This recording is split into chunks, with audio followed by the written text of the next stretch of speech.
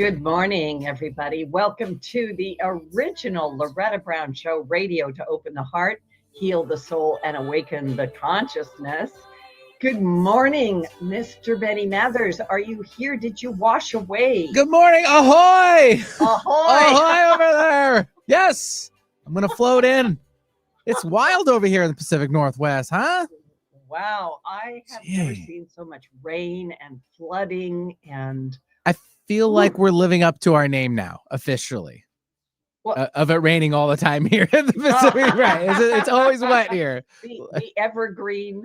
Aren't we the evergreen state? Yeah, it's under all the water. So we'll Yes, see it eventually when it comes back. But yeah, we're having all these atmospheric river episodes, and we have some, I guess, evacuations in selected areas. So folks, be careful. Go to the higher ground, I guess, right? Yeah, go to higher ground. Don't mess around with it. That water comes in. I was looking at some of the videos yesterday, but yeah, last night, for all of you people that got evacuated, there was at least 75,000 people evacuated up there in the Skagit County, I believe. And there's so many rivers in Washington. So we're just sending you out nice, dry, safe, warm thoughts, and take care of each other. Also, your animals. I know I was kind of joking, like animals, like we're gonna have to build another ark. Yeah, build an ark for sure. Somebody posted a picture of an orca leaping out of the water. I saw that too. That was Seattle. Pretty funny. It's not real. It did not happen, folks. So just Well, might be there with the zebra and the Bigfoot, but we have jokes like that up here. The zebra was real. Oh, I love the zebra. That was so much fun. And they caught him. He's safe. That was what, last summer before last. Anyways, yeah, it was wild. Yeah, he's out there running around with he got loose. He's like, I'm free. It was so bad. Yeah, but I do hope everybody's staying safe and warm. And I did post something on my Facebook page. Somebody was offering space for animals if you had needed to move your animals. That's very nice. Ground. Yep. So take care of each other out there. Be safe. And Washington. Don't wash away. Don't wash away. Nope. Yeah. How are you doing other than all that, Mr. Ben? Doing just fine. Still got a couple more weeks before the big day of days. And full swing for the holidays, preparing, putting up lights, getting holiday parties in order and completed and moving on to the next one. And got your sweaters all ironed out. Your Christmas sweater, your holiday sweaters. Yeah, your holiday sweaters. Mine are already. I'm doing the same thing. I was thinking, wow, in 2 weeks, like those that celebrate Christmas, which I do, Merry Christmas, right? Happy holidays and all that good stuff. I'm feeling, I've been going to parties and it's been really fun. We've been having a lot of fun. Good. So I even had to write a haiku for a party. Wait, was that like a prereq? Like you had to do that before showing up? Well, we did something new, so I don't want to take a lot of time, but it was really fun. We had to wrap a food item, some kind of a food item, and then we had to write a haiku about what the food item was, and then we had to read the haiku, and everyone had to try to guess what the food item was. That's a great idea. That's awesome. I'm gonna remember that one. Write that one down. It was super fun. That's cool. Some people are like, "What's a haiku?" I'm like, it's 575. That's right. See? From grade school, you never forget that one, right? I probably couldn't write one right now, but I remember the sequence. People were very clever. It was hysterical, and some of them were like, "Is that a food item or is that something else?" Can you tell us what yours was? Or Okay, I didn't know if the party happened yet, and so you couldn't. Yeah, I can't tell you my haiku because I don't have it in front of me. But I took cheesecake and I took honey, and then I wrote a haiku about some sort of a heavenly food and sweetness and bees and stuff like that. Right. All right. Well, if you find it and we repost this video, maybe I could post that at the description. I will. So because I know people are like totally curious now. Yeah. Now they know. Yeah. Cool. Yeah, I got it. Yeah. All right. I'll try to round it up and send it to you because it was a lot of fun. All right. Yeah. Sweet. Yeah. So anyway, now that you're all into Christmas haikus or food haikus or whatever the heck, Have fun with it. I am Loretta Brown. I'm the owner of Reiki Oasis, located right here in the greater Seattle area. For the last 30 years, you can find out more about me at ReikiOasis.com. And I have great stuff coming up on Saturday, December 20. I have my monthly class, The Temple of the Divine Feminine. And of course, it's going to be very festive. And it's about, we're going to be right there at the winter solstice as well as the holidays. And then I have my annual end of the year Despacho prayer bundle. It's a Peruvian shaman ceremony. I do it at the end of every year. We say goodbye to the old year and the energies of that. And we set very powerful intentions for the new year. This is the most popular things I've done. I've done it every year for years. And I have heard the most amazing stories of how it has changed people's lives or changed a trajectory. People have had healing, they've had money coming in, they've had relationships repaired, they've found houses, all kinds of stuff. Yeah, it's good stuff. So it's on Tuesday, December 30 at 7 p.m. Pacific time. I only have room for 15 people in person, and I haven't looked, but it fills up fast. And then you can also join me via Zoom. So just go to ReikiOasis.com. You can look through for the end of the year prayer bundle and sign up for that. Lots of good stuff. And now let's get into astrology, because I want to talk about dreaming with my wonderful guest, and I'll bring her on in just a minute. So we are moving through one of the most intense and meaningful energetic windows of the entire month of December this week. This week brought the powerful Mars in Sagittarius square Saturn in Pisces. I know, what did she say? On December 9th. This is one of those cosmic brick wall aspects. Mars wants to move forward, to act, to fight for truth. And Saturn says, not so fast. Are you being responsible with your power? On a personal level, many people may be feeling frustrated right now, blocked, delayed, irritated, impatient. And if that really happened to you a couple of days ago, you were like, what is going on? You may feel projects or relationships, but something is slowing you down. This aspect is asking us to get very honest about what is actually in our control and to release what is not. On a political and economic level, this alignment corresponds beautifully to what we're seeing: rising tensions, policy disagreements, delays, restructurings, and pressure between governments and institutions, people in the government. This is not accidental. This is actually Saturn demanding accountability and Mars demanding movement. So the question is, can we move with maturity instead of conflict? Yeah, yep. Well, that's a good question. Then on December 10th, which happened to be yesterday, something incredibly important happened. Neptune stationed direct in Pisces. Neptune, the Lord of the Sea, the God of the Sea, right? In watery, oceany Pisces. So Neptune has been retrograde since July 4th. And when Neptune turns direct, the veil starts to lift. Confusion gives way to clarity. Illusions begin to dissolve, and secrets may surface. Truth, especially spiritual truth, comes into sharper focus. And many people may feel a spiritual reawakening right now. You may suddenly see the deeper meaning of something that happened months ago. You might go, oh, I get it, right? You may feel your intuition getting louder. I've got a lot of clients going, Loretta, what is happening? I think I can hear people's thoughts, or I'm sensing this, or my intuition. You may realize that your spiritual path itself is shifting. Neptune direct always asks us, is your spiritual life real or just a coping mechanism?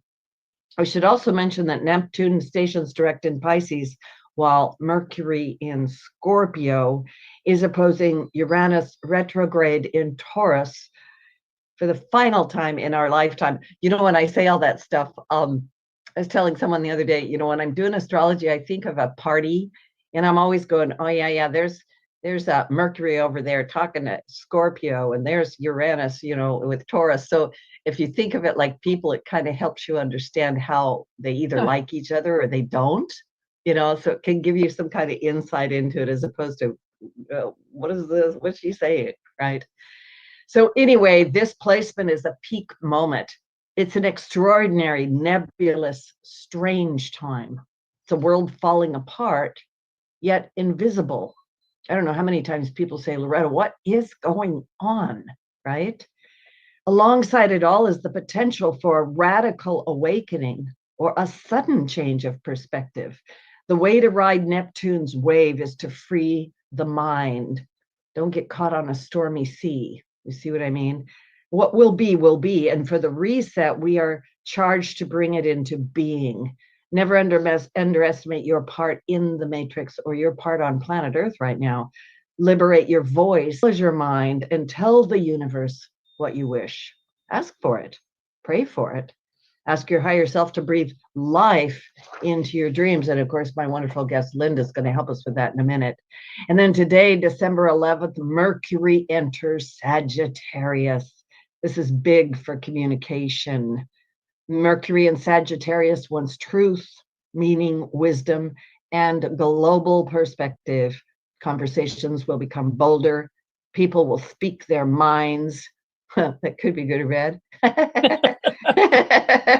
Ideas expand. Education, publishing, broadcasting, spiritual teaching, and global culture all light up under this transit. Mercury is still in the shadow of its recent retrograde, so past conversations may return. Old contacts may resurface, and unfinished stories may ask for completion, but now with greater honesty and courage. Man, that's the perfect platform for my guest. Then on Sunday, December 14th, we're going to receive a gift. Thank goodness. The sun trines Chiron, the wounded healer, one of the most beautiful healing aspects of the month. It allows us to stop running from our wounds and instead embrace them with compassion. This is prime territory for ancestral healing. Oh yeah, I did say that, Linda. Trauma transformation. It's true. Forgiveness work and heart-centered integration. There's great peace available here if we soften into it. And then finally, and then I'm going to bring on my guests. We've been having a lot of intense solar activity, and I do keep teasing people with the idea of the 3-eye atlas discussion. You can Google 3-eye atlas. I'm not making it up. There is something headed our way. It's been passing through our system, going behind the sun, coming back again. And it will be here on the 19th. Many, many people believe that 3-eye atlas is here to help download some energies that will help raise our consciousness. And whether you believe that or not, or just think it's a comet flying through the air, it is affecting our nervous systems, and the effect on our nervous systems is a real thing. So do take care of yourself. Now I'd like to bring on my beautiful guest, because the heavens have literally set the stage for you, Linda. I can't wait. I'm like, woohoo! Like, I feel like they're all like cheering. So Linda Yael Schiller, MSW, LICSW, sorry if I've messed up your credentials, is a mind, body, and spiritual psychotherapist, an author, an international teacher, a Professor Emeritus at Boston's University School of Social Work. She is the author of Modern Dreamwork, PTSDreams, and we did a show on that one. I still have that book next to my bed. And her newest book, delightful, Ancestral Dreaming, Heal Generational Wounds Through Dreamwork. And today we're talking about dreams, not just personal dreams, but ancestral dreams, the kind of dreams that carry the memory, the trauma, the wisdom, and the blessings of the generation who came before us. Linda blends trauma healing, mysticism, clinical psychology, and dream studies to help individuals and families transform inherited wounds into wisdom. Linda, dream work is one of my favorite subjects, and I really do mean this. When I read your one of your previous books, PTSDreams, it really changed my world. And I was always doing dream work before then, but I love dream work. So we're going to talk about it. I have a little look at the cover of your new book because I have your new book in digital form. I would like you to tell us a little bit about yourself and how did you get into dream work, and especially the ancestral dreaming. That might be a big question. Sure. I'll let you take it. Thank you so much for both your lovely introduction, not only of me, but everything you just said about where we are in the astrological world. I was like taking notes as you were talking, because some of the things are like, oh yeah, that's right in line with what I'm going to talk about. And I also made a note of your prayer bundle thing, because that sounded really wonderful. And if you have a Zoom availability, I might just log in. So I grew up in Buffalo, New York, where it's very, very cold. And I now live in Boston, where it's cold, but not quite so cold. And I have, since a child, I have been really tuned into alternative ways of experience and knowing the world, with intuition and with channeling and just sort of being aware of other ways of accessing knowledge. And there were several times in my life where I really connected with the feeling and the spirit of the land that I was on. Whether that was in my bedroom when we were little and my girlfriends and I did a seance together, a seance, but the candle went out and it really freaked us out when we called spirits. Then later, when I was in my early 20s in Greece, there was something about the power of the ancestors and the land there, that really was that frisson of recognition. I spent a few years living in Israel, and in particular, Jerusalem is the belly button of the world. And though I could live in the country, I couldn't live in Jerusalem. It was too intense because the energy. And then more recently, a few years ago, I was had the good fortune to go out into Sedona in Colorado, different state, where the vortexes are known and famous. And so I've been attuned to this kind of energetic connection for many, many years. Went to school, got my graduate degrees, did regular psychotherapy, and then started learning all kinds of integrated body, mind, spirit modalities, such as EMDR, a lot of energy psychology, which is another form of body mind work, and the tapping, hypnosis, Reiki. I'm a Reiki master as well. But anyway, in terms of the dream work, that came in by accident when a friend of mine moved to Boston, and she said, Linda, I don't miss anything about living in New York City, where she'd been living, except my dream circle. So I'm going to start a dream circle in Boston, and will you join? And I just said yes.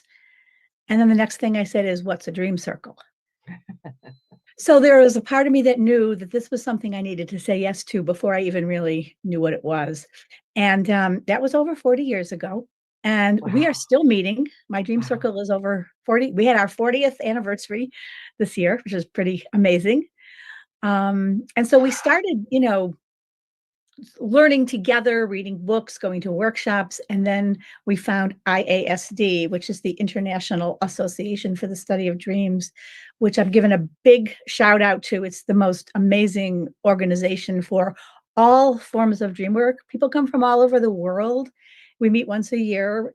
Psychotherapists and artists and lucid dreamers and scientists and people working with AI and just the whole smorgasbord of everything to do with dreams.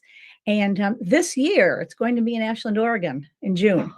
Ooh. So it's not far from you. So check it out. It's in June. What is it? June 6th. I'll tell you right now the date, just because it's such a wonderful group and organization. June 12th through 17th. Ashland, Oregon, and the website is www.asd.org. So that's the dream background. And I don't know if you want to pop in or you want me to move into how I got into the writing Ancestral Dreaming. Keep going. I'm fascinated. Yeah, keep going. Yeah. Okay.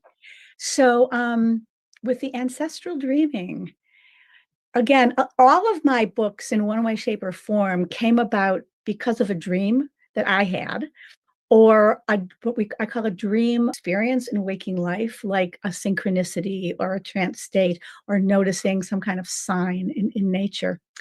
And this time, a member of the Dream organization my friend Jose was an American. He's American. He was the aid volunteer in the Ukraine several years ago, helping the war survivors. And he found my book, PTSDreams, that you have read and we talked about before. And he started using it to help the Ukrainians heal from their nightmares. Oh, that's exactly what I did. Oh It was my so goodness. powerful. And then there's another twist, two other twists. Okay. The first twist is my first book, PTSDreams, has gotten translated into Spanish, which I'm really thrilled about. Modern Dreamwork actually got translated into Russian. Of all things, I don't know, before the war started, he found that, and then he started using Modern Dreamwork in Russian to teach the Ukrainians English. So that was really cool. But the personal, yeah. Linda, I have to catch my breath. What a great book to teach English. Oh, thank you. Yeah. I have it on my shelf. And I open up this box and there's this like, what is this? It's all in like, looks like Russian. I had no idea till I like opened it and I flipped in the back, and the not the table of contents, but the list of the bibliography. The bibliography was still in English. And I go, oh my God, this is my book. So it was really cool. So here's the personal layer of why the story was particularly meaningful for me. My ancestors are from Kiev, from the Ukraine. And back at the turn of the 1900s, my great-grandparents took my grandfather, who was 3 years old, and they had to escape because of pogroms. And they left the Ukraine and came to America. So there was something so powerful that I felt and still feel, that something I could do now to help the Ukrainians heal in some way, country that my ancestors had to escape from because of persecution, just feels like a tikkun. And a tikkun in Hebrew means it's a healing, it's a repair. The word tikkun is part of tikkun olam, which means repairing the world. So it just felt like this is my little piece of helping to repair this world. I felt that so strongly when you were talking. I just had to kind of sit back, and the goosebumps, this full circle thing. And also because you say, something along the lines of, we are the dreams of our ancestors. Yeah. Yes. Wow. I was kind of speechless with that whole thing, Linda. Oh. It's meant to be. Yeah.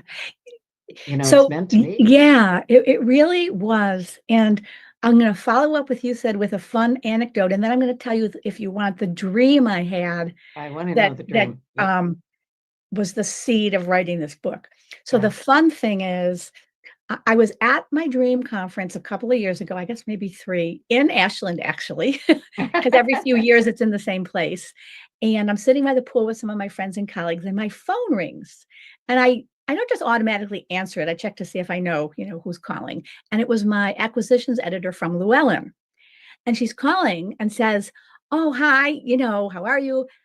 We're looking at our next year's publishing schedule, and we're wondering if you're writing anything, because we'd like to have another book from you. Now, when does something like this ever happen? And this was after I'd already been connected with Jose in the Ukraine, and I've already started teaching local courses on ancestral healing here in the Boston area. And I said, funny you should mention it. I just was going to send you a proposal. And she said, well, just make it a simple one. We're ready to get this one rolling. So that was like a meant to be kind of thing. Yes. I do look for signs and synchronicities, but this is like it fell out of the sky, right? Like don't worry about it. Here's the direction, here's the road, here's the map, here's the signpost, and you better get going. We have the engine started, right? Right. Luckily, I had already started, I had already turned on my engine and was like warming the car up. So then it was just, writing the book. Yeah. Yeah. So It's here's fantastic. the dream Yes, I wanna hear the that dream. seeded Yes. it. So sometime in the middle of all this, I don't remember exactly when, I have a dream, and it's a dream about borscht. Borscht is an Eastern European peasant beet soup, right? So here's the dream in its entirety. In my dream, I'm in some kind of a kitchen area, and I have to teach my students how to make borscht. Only it's not going too well. So I see there's a chef, and the chef comes to help me and says, "Oh, Linda, you don't have the right equipment. You need a shredder in order to make borscht." So he shows me how to do it. And then we use the shredder, and I go back to my students and said, we got to start over because we didn't have the right equipment. And they're like, "Oh, do we really have to start over?" I said, "Yeah, this is the right equipment, and it'll make it a better soup." That was the dream. So I can tell you how I unpacked it with other friends and colleagues who helped me, because you need at least another set of eyes to see the back of your own head. But I'm wondering, before I do, if you have given everything I've said so far, if you want to pipe in on how do you think this dream relates to ancestral healing and ancestral dreaming? I actually was going to say, I think unpacking that dream and figuring out what that had to do with ancestral dreaming is actually where we want to go. Okay. But we need to take a station break. Okay. Which is going to be the perfect cliffhanger, because I just want everybody to come back so you can hear from Linda how that tied into everything. So my wonderful guest today is Linda Schiller, and her book, Ancestral Dreaming, Heal Generational Wounds Through Dreamwork. You might as well just go and get it right now during the break. And when we come back, she's going to actually unpack that dream for us and help us understand a little bit better how do our dreams work? How can we use them for healing? Because I think that's really big right now on planet Earth. So it's Loretta Brown. We'll be right back. All right, all clear.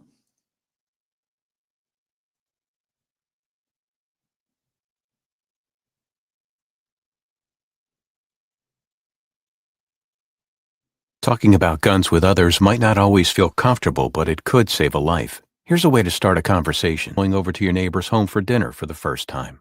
How would you ask if there are any unlocked guns in the home? Hey, we're so excited for tonight. Before we come over, though, may I ask if there are any unlocked guns in your home? Our guns are stored securely, locked in a safe that the kids can't access. Awesome. Learn how to have the conversation at agreetoagree.org. Brought to you by the Ad Council.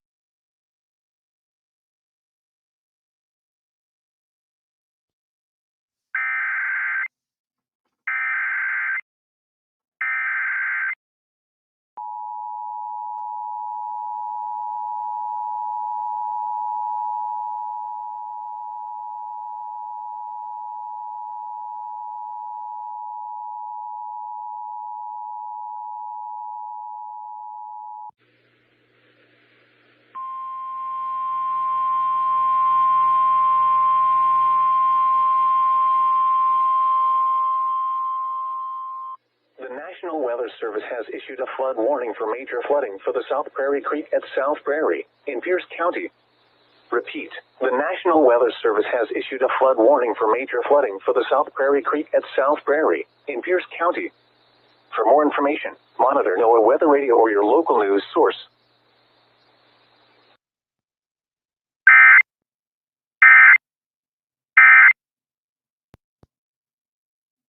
Did you know that Reiki healing can be done at a distance? It's true. So let Reiki Oasis focus powerful energy to help relieve your stress, grief, sadness, anger, and so much more. Convenient, personalized treatments at a distance can increase lightness of being. During your appointment, find a quiet place to lie down or sit to receive healing energies. If you want help with your dis-ease, visit ReikiOasis.com. Harness life's energy. Visit ReikiOasis.com today. Alternative Talk 1150. We're on your radio at 1150 a.m. We're on your HD radio at 98.9 Channel 3. So many ways to listen. We're on the web at 1150kknw.com, streaming live audio and video as well as MP3 archives of many of our shows. So many ways to listen. And now, We're on your smartphone or tablet. Download our free app in the Apple App Store or Google Play and take Alternative Talk 1150 anywhere you go. So many ways to listen. Talk radio that will get you thinking. Alternative Talk 1150.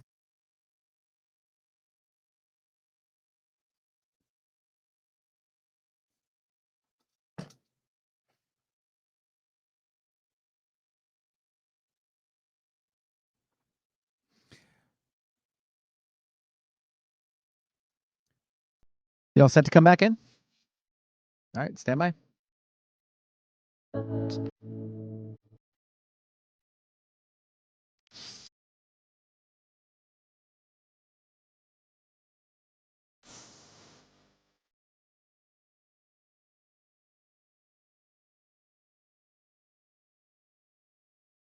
Oh yeah, Dream Weaver. Thank you, Betty.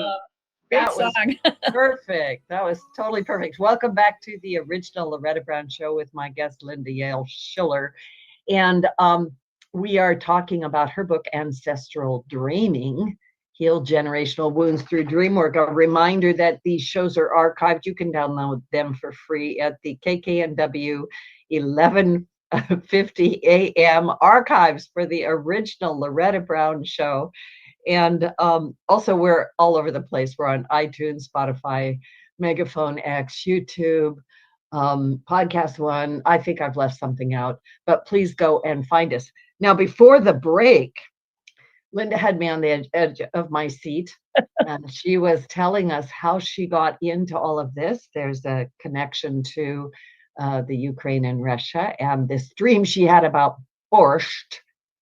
So let's jump right back in there, Linda. How does that dream relate to ancestral dreaming? How did you interpret that dream?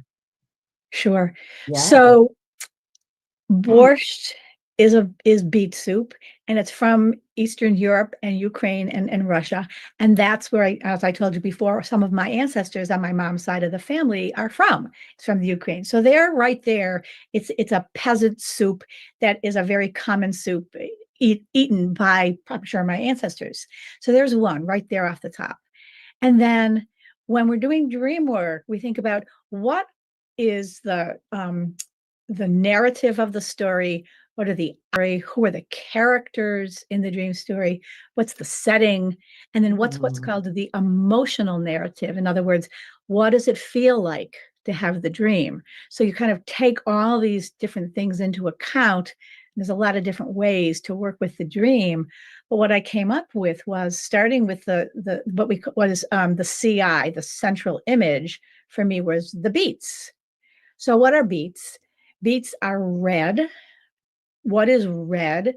Red can symbolize for people blood. So this has to do with my bloodlines and my blood roots. And beets are roots. They grow with their heads in the ground. So these are roots. So it's about my blood roots when I'm making a soup that has to do with beets, borscht. So then we go to the next scene where I'm talking to this who says, no, you need this special, strange piece of equipment called a shredder.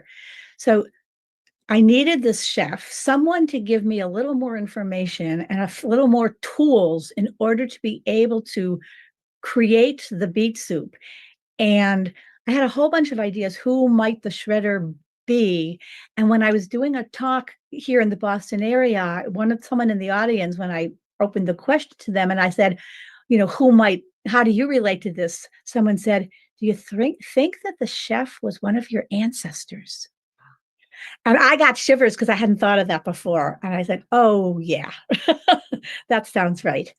So there's that.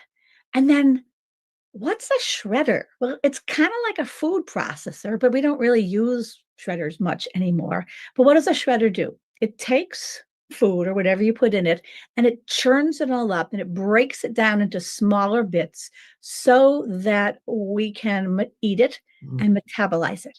In order to be nourished by these beet roots, we have to have them in a form that can nourish us and that our system can metabolize.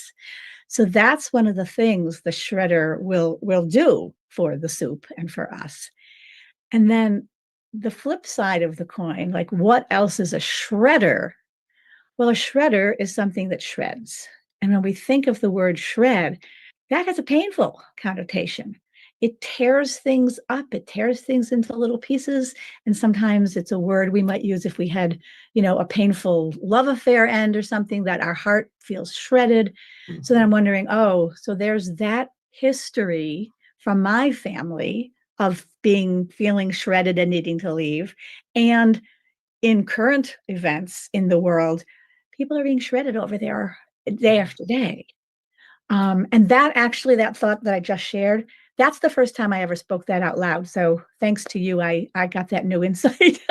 Yes. And then I had to take it back to my students and say, no, we have to, this is the way we have to do it. Starting from scratch, let's make the soup in a way that we can be nourished and metabolized by, so we can learn from our ancestors and bring forth something nourishing into the world and to our descendants, not just the pain and the wounds of the past.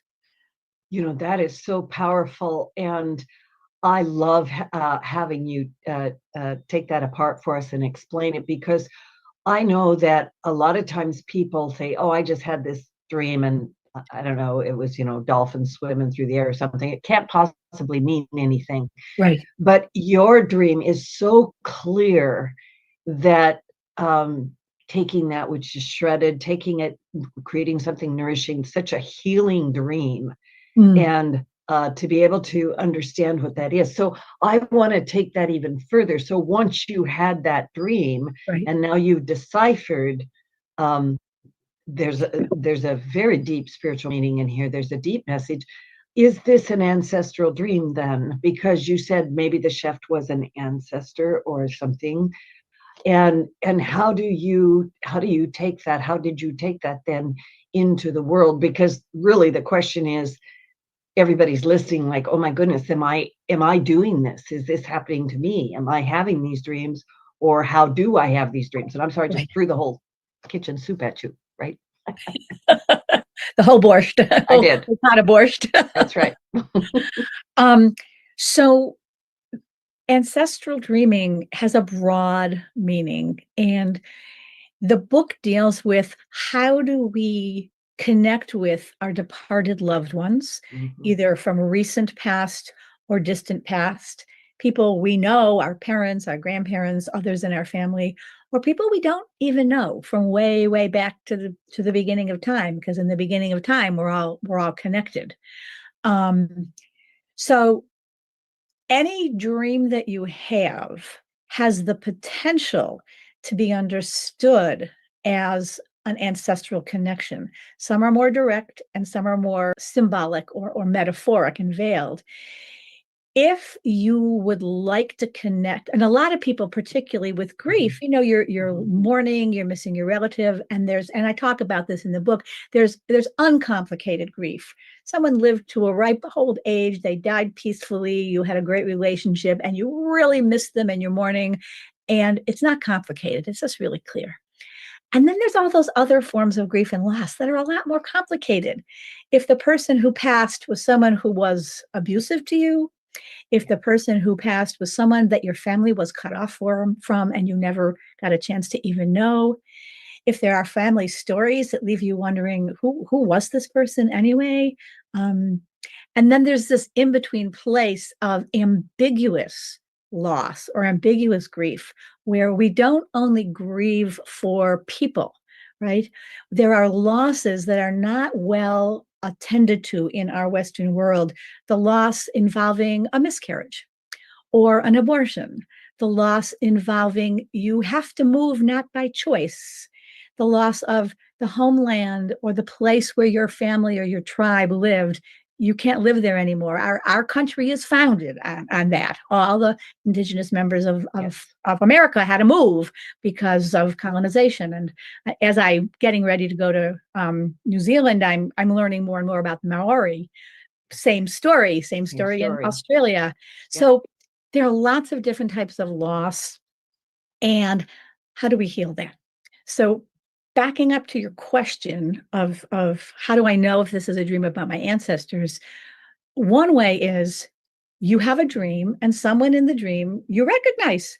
This is my mom. This is my dad. This is my great Uncle Joe.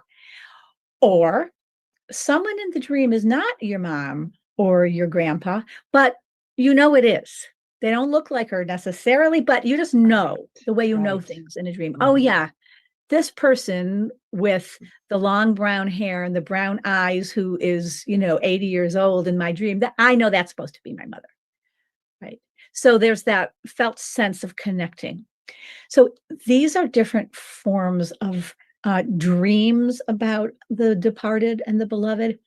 And then there's a other category called a visitation. Yes.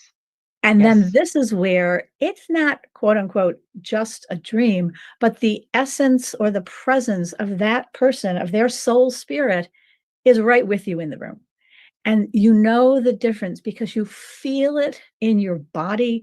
There's that frisson of knowing, that frisson of connection. You feel their hand touch your face. You hear their words. One colleague of mine said when her departed husband visited her, she felt him kiss her cheek and tell her he loved her. It was so comforting to her. So there's different ways of understanding ancestral dreaming. So why would our ancestors come to us? Okay. What is the purpose? Yes. Mm-hmm. So in the book, I delineated 6 types of visits or dreams we might have, or 6 reasons, as you say, or purposes they might come to visit. So the first one is simply to say, I'm still here. I'm not gone. You don't have to think I'm completely gone. I'm my spirit self. The imprint of me in the world is still with you. So that's one. And if we want, after I go through the 6 to have examples, I'm happy to share examples of each one. Number 2 is from over here, I have access to all the wisdom, knowledge, and healing in the universe. And I want to give you a blessing, or I want to give you a gift, or I want to apologize for something I didn't get a chance to do in life. So that would be number 2. Number 3 is from over here. I can tell, or maybe you've been asking, you need some help. You're struggling with something. You have a dilemma. You need some healing. And I'm here to give you some help, some advice, some wisdom. So those are the first 3. Number 4 is when we have relatives who died in pain, who died with wounds, who died with unresolved trauma. They're coming to say, I need your help. I need you to come and help me heal because I'm stuck in the in-between and I can't finish my journey. And they're asking for our help. In doing so, when we can then move through time and space as we're able to do with a whole variety of different practices in dream work and dream adjacent waking work, we not only heal our ancestors in the past and help them finish their journey, we then inherit, rather than the wounding and the pain, we can inherit the healing and the resilience and then pass that on to our children and our descendants and the people whose lives we touch. So it becomes a full circle again.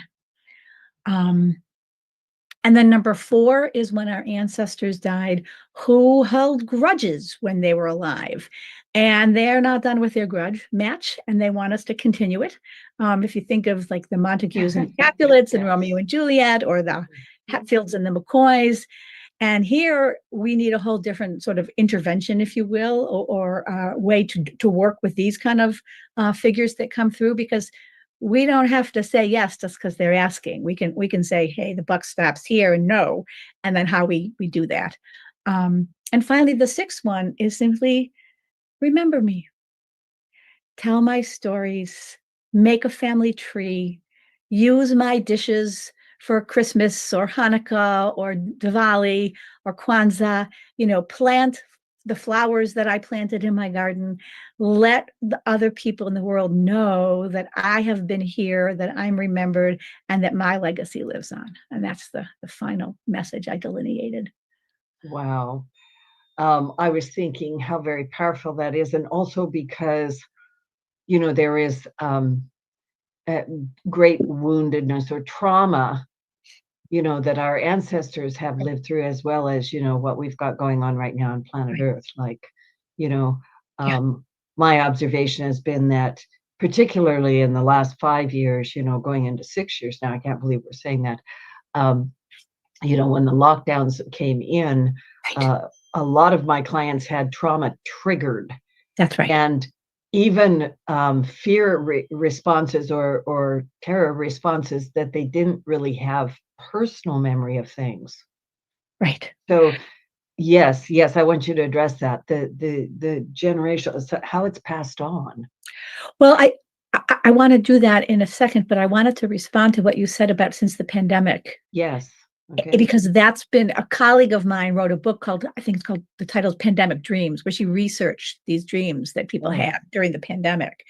And one of the hallmarks of the pandemic was our profound aching isolation and cutoff from human contact and from our posse and from our family and from our community. And so we felt, as a world, really very alone. Thank God for the internet, that we could discover a way to connect, even if it's not exactly the same. But one of the hallmarks of trauma is that when someone is hurt in private trauma, right? There's public trauma that happens in war or natural disasters or a shooting where people see it. And then there's private trauma that happens behind closed doors of some sort. One of the hallmarks is you're really alone. Yes. And so that triggering of feeling alone again, it makes sense at that level that it would trigger that sort of nervous system response of the isolation and the aloneness, which brings us full circle to, so what do we need to heal, whether it's ancestral trauma or trauma in our own life? One of the things we desperately need is affiliation, connection, community, to be with other people who we share something in common with, who can help us. Because we think in Western society that we have to do everything by ourselves, pull up our bootstraps, conquer the Western world and, do it all on our own. But actually, we don't need to do everything on our own. So acknowledging that not only is it okay to ask for help, but it's actually good for you and for the other people to form a community of caring so we can connect with each other. And that in and of itself, no matter what we're doing in that community of caring, is going to be part of the healing, both now and ancestrally. You made me think of something, collective dreaming. Yeah. Collective dreaming, or dreaming in groups, or can you just address that a little bit? Because that book sounds fascinating to me about pandemic dreams. Like, are we all dreaming something together, or is there a way we can utilize that to help us move forward or heal? Yeah. So, as I had mentioned before, we all need assistance to completely unpack our own dream. Even Carl Jung said, I need to talk about my dreams with someone else because I can't see them all. We can't see the back of our own head without, at least 2 mirrors. So to work together with at least one other, or in a group called Dream Circle, allows us the input and the associations and the wisdom of many people, not just ourselves, to understand, to unpack a dream, sort of glean all the wisdom from it, to sort of get all the juice out that we can, so to speak. And what's wonderful about working in a group is that everyone benefits from everyone else's dream, right? So you or the listeners might have had different associations, for example, to my borscht dream than I had, but that would be true for you. So then it becomes your dream, the parts that resonate for you. And that happens over and over and over again. I see this in my groups. And when people have been dreaming together or doing dream work together for a long time, a phenomena of a sort of groupthink starts to happen. And people start coming in with similar themes or similar dreams that they had no idea that they had for each other. So if we on purpose have the intention of collectively dreaming for healing of, fill in the blank, ourselves, our family, our ancestors, our community, the planet, the universe. And if we put that intention out into our circles, it exponentially gets stronger. Wow. Yeah, that's fun. Yeah. Let's do that. Yeah. I'm in. I'm totally in. Yeah. Yeah. Linda, if somebody is listening and they're like, my goodness, how do I get started into this? Or I don't remember my dreams, or what, where would you direct them to begin? So the first thing, and lots, if that's you, if what Loretta just described is you, you're in very good company. So dreams are like, puffs of air or wisps of smoke. You sit up too fast, you get out of bed, they're gone, right? Because they come from another place in our psyche or in the universe. So in order to be able to both remember and then work with your dreams, you have to write it down. So get a journal, get a pen that has ink or a pencil with a sharp point, keep it by your bed. And when you wake, as best as you can, write down what you remember. And if you need to put it on a device, feel free. And if you can't quite write and you need to voice record it, transcribe it later, because there's something more powerful that comes through as you're writing. You get new insights that you might not have had. And you also remember pieces of your dream as you're writing it down. Like this morning, I woke up and I got out of bed to go to the bathroom, and I said, oh, there's that dream I had about the woman on tiptoes. And I have to go back and write it down. So I had enough time. I climbed back into bed and I picked up my journal and I started to write. And as I'm writing, I'm remembering more details about the dream than I did when I first woke up. So that's the core of remembering to work with your dreams. That's the core. And then if you have an issue, a problem, a dilemma, a question, you can do a practice called dream incubation, which simply means ask the question that you want answered before you go to sleep at night. Spend a little time journaling. It could be 5 minutes, it could be half an hour, whatever's right for you. Do automatic writing, do regular journaling, and end with a question. Let that be the last thing you think of before you go to sleep at night, and you will have a dream that answers that question.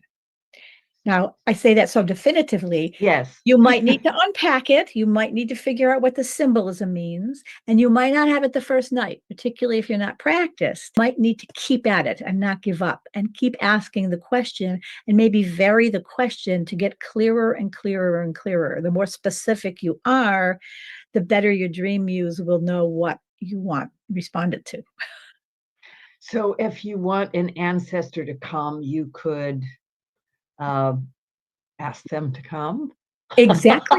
Well, yes, one of the things I say in the book is, right? Have you invited them? Yeah. Offer an invitation, Yeah. because a lot of people just don't come knocking at your door and walking in. They wait for an invitation, and that could be true of our disembodied ancestors as well. It's kind of funny. I was talking to someone yesterday and she says, well, yeah, my mother goes to everybody else, but not me. And I did actually say to her, do you want her to come? Did you? Well, there is that too. Talk about that, right? Right. We are so down to the last minute, Linda. This felt like we didn't cover anything, right? You had a final message that you want to give to people. What would that be, and where can people find you? Thank you. Well, I think the final message is, I sort of quote from Diana Fosha, who's an integrative therapist, who says, we're all hardwired for healing. Yeah. Our systems want to heal.